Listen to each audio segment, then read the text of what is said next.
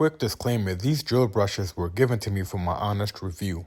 Here is a quick unboxing so that you know what to expect when you receive this product. In the box, you will find a large assortment of sizes of drill brushes. This brush here is the largest of all the brushes and has a nice flat surface to cover large surface areas, as well as a smaller version here, as you can see.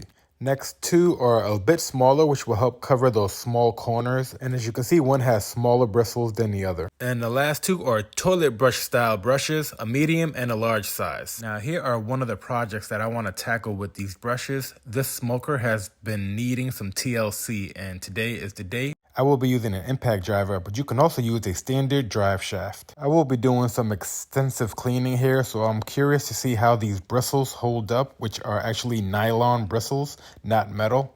Hopefully they won't be destroyed and can be reusable.